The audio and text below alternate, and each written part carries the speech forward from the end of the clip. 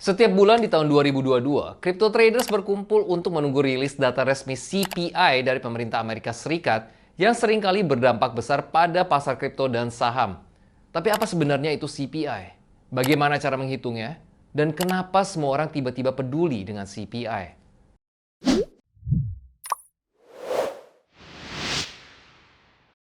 CPI adalah singkatan dari Consumer Price Index alias Indeks Harga Konsumen. Sebuah metrik penting yang mengukur perubahan harga bulanan yang dibayarkan oleh konsumen di Amerika Serikat.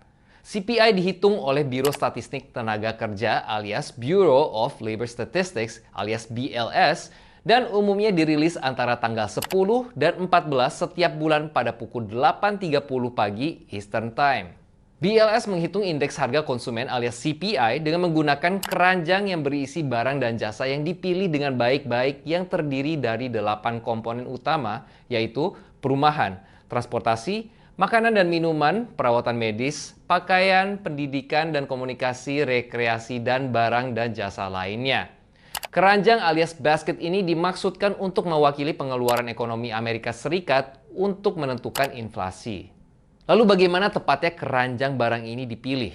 Dan bagaimana CPI dihitung?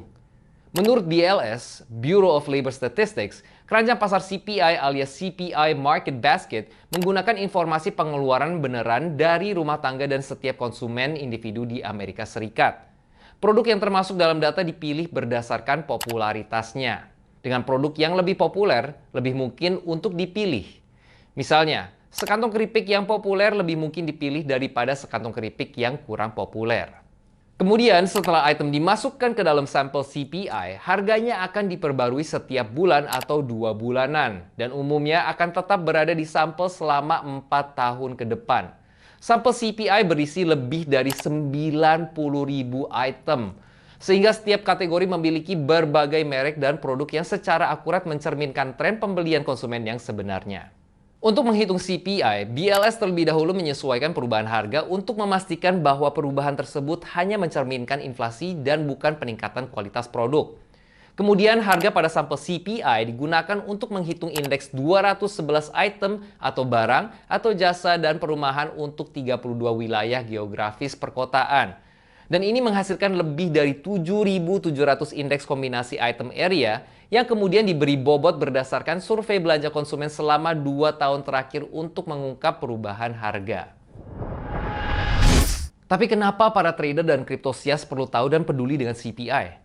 CPI merupakan bagian integral untuk menilai keadaan ekonomi karena merupakan salah satu alat yang paling banyak digunakan untuk mengukur inflasi. Secara khusus, ini menunjukkan bagaimana inflasi mempengaruhi tren pembelian konsumen yang membantu bisnis membuat keputusan berdasarkan informasi dan membimbing Federal Reserve dalam menyesuaikan kebijakan moneternya. Secara umum, jika data CPI tinggi, berarti inflasi akan tinggi.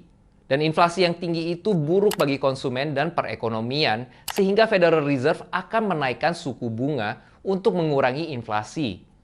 Dengan menaikkan suku bunga, hal ini meningkatkan biaya meminjam uang dan akan menurunkan pengeluaran konsumen sehingga menurunkan inflasi. Ya, setidaknya begitulah teorinya. Tidak hanya itu, CPI juga berdampak signifikan pada nilai tukar dolar Amerika Serikat. Artinya, jika data CPI lebih tinggi dari yang diharapkan, Federal Reserve kemungkinan akan menaikkan suku bunga untuk mengurangi inflasi yang membantu memperkuat USD dalam kaitannya dengan mata uang lainnya. Namun di sisi lain, jika CPI lebih rendah dari yang diharapkan, Fed biasanya menurunkan suku bunga untuk menstimulasi belanja para konsumen yang melemahkan USD terhadap mata uang lainnya. Dan hal ini membuat CPI menjadi metrik yang sangat penting bagi para trader di seluruh dunia, terutama dalam beberapa tahun terakhir. Tadi kita sudah melihat kenapa CPI begitu penting dalam trading. Namun bagaimana dengan kripto? Federal Reserve memiliki tingkat target antara 2 dan 3% untuk inflasi. Dan selama beberapa tahun terakhir telah mencapai target tersebut. Namun, situasi virus corona menyebabkan inflasi besar-besaran karena pencetakan uang yang berlebihan yang dilakukan oleh Federal Reserve untuk menstimulasi ekonomi selama dan setelah lockdown. Selama pencetakan uang ini, pasar saham dan pasar kripto menjadi parabola mencapai rekor baru sepanjang masa. Namun pada akhirnya kampanye pencetakan uang yang masif ini menyebabkan inflasi naik. Dan pada Mei 2021, CPI mulai naik di atas 4%. Kemudian pada bulan Juni mencapai 5%. Dan begitu inflasi mulai meningkat, akan sangat sulit untuk menghentikannya. Tentunya langkah berikut Federal Reserve adalah untuk mengurangi inflasi. Semua orang tahu mereka akan menaikkan tarif dan pasar mencapai puncaknya pada Desember 2021. The Fed mulai menaikkan suku bunga pada Maret 2022 saat inflasi mencapai 7,9%. Setiap bulan Federal Reserve terus menaikkan suku bunga. CPI dan inflasi terus menyusut dan pasar pun terus menurun. Ini sebenarnya berita yang bagus, karena inflasi mulai mereda dan biaya hidup pun akan berkurang. Tapi, suku bunga yang tinggi ini sangat buruk untuk pasar saham dan pasar kripto. Ini karena ketika suku bunga naik, perusahaan akan meminjam lebih sedikit uang karena sekarang lebih mahal untuk melakukannya, dan beban bunga hipotek alias mortgage juga akan meningkat. Hasilnya adalah pendapatan perusahaan akan tumbuh pada tingkat yang lebih lambat dari yang diantisipasi investor, dan orang-orang dengan hipotek alias mortgage perlu mengurangi pengeluaran mereka untuk menutupi biaya bunga yang meningkat untuk hipotek mereka.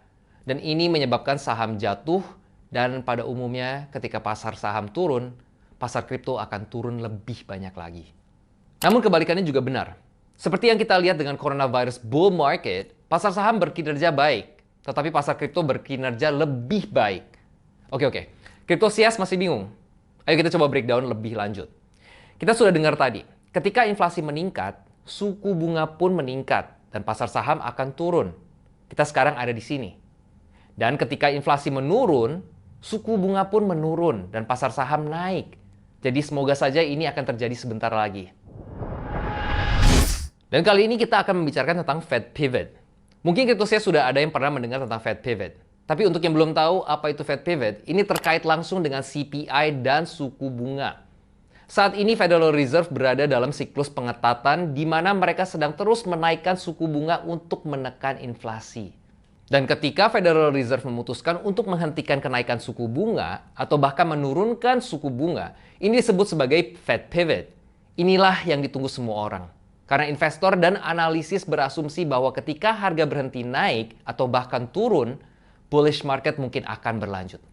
Analisis percaya kalau pivot ini akan datang pada kuartal 1 2023. Dan saat tahun berakhir, pasar saham melihat sedikit rally karena para traders mungkin akan mencoba untuk menjalankan perubahan dalam kebijakan Federal Reserve.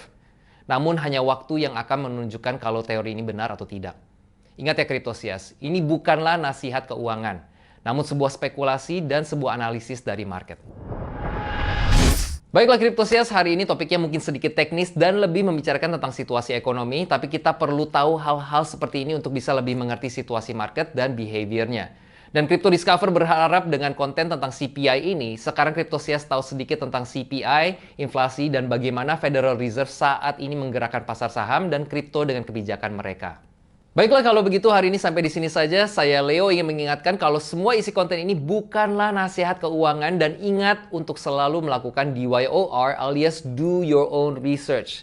Kalau kalian suka konten kali ini, ayo jangan lupa untuk like, komen, dan share konten kita ke Kriptosias dan teman-teman lainnya supaya kita bisa saling berbagi ilmu tentang kondisi market. Jangan lupa juga untuk subscribe dan nyalakan notifikasi kalian supaya nggak ketinggalan berita-berita dan informasi berikutnya hanya di Crypto Discover. Saya Leo mengucapkan terima kasih dan sampai jumpa di video berikutnya.